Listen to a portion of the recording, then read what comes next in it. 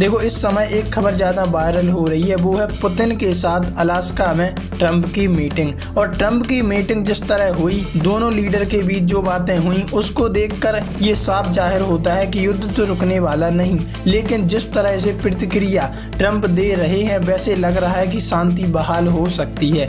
लेकिन पुतिन ने जिस तरह उन्हें ट्वीट किया, यानी डोनाल्ड ट्रंप को ट्वीट किया, उसे देखकर लगता है कि ट्रंप पुतिन के सामने कुछ भी नहीं है। बहुत कुछ चल रहा है इस वक्त जियो पॉलिटिक्स में, आइए जानते हैं क्या है पूरा मामला।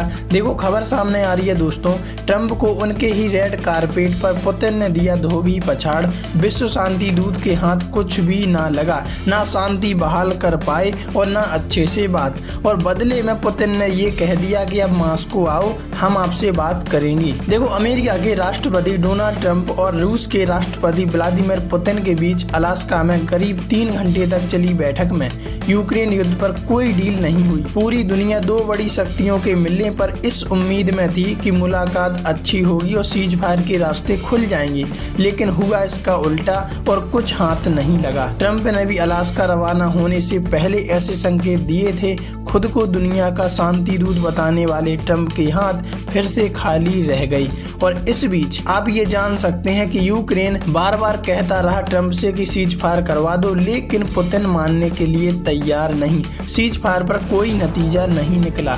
रूसी राष्ट्रपति पुतिन ने भले ही ट्रंप को मॉस्को आने का न्योता दिया हो, लेकिन एक बात तो साफ हो गई कि सीज फायर के मोर्चे पर दोनों नेताओं की मुलाकात बेनतीजा साबित हुई। इस वार्ता से पहले जेलेंस्की को भी डर था कि कहीं ट्रंप सीज फायर को लेकर लैंड स्वैप यानी जमीन के आदान प्रदान की शर्त रखकर यूक्रेन के लिए कोई नई मुसीबत ना खड़ी कर दें। और यही सामने आई। ट्रंप को उनके ही रेड कारपेट पर पुतिन ने पछाड़ा।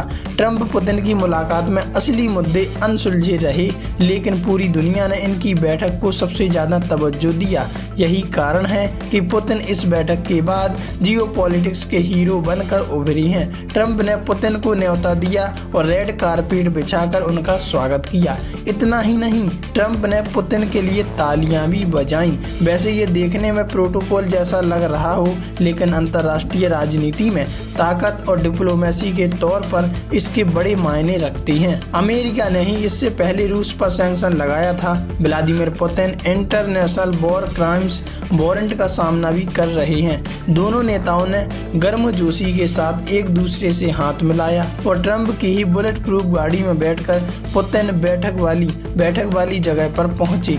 दोनों में से किसी नेता ने भी मीटिंग को लेकर विस्तार से नहीं बताया और ना ये बात कही कि हम दोनों के बीच सीज फायर को लेकर बात हुई है। फिर मजबूती से उभरा रूस। यूक्रेन युद्ध के बाद से ही अमेरिका और यूरोपीय देश रूस को अलग थलग करने का प्रयास कर रहे हैं। अलास्का में जिस तरह से ट्रंप ने पुतिन का स्वागत किया, उससे रूस ने एक बड़ी प्रोपेगेंडा जीत हासिल कर ली। अब ये साफ हो गया है कि यूरोपीय देश रूस को आइसोलेट करने में नाकाम रहे। ट्रंप पुतिन की बैठक के बाद रूस एक बार फिर दुनिया भर की डिप्लोमेसी बैठ गया और इससे आप अंदाजा लगा सकते हैं कि ये युद्ध अब तो रुकने वाला नहीं।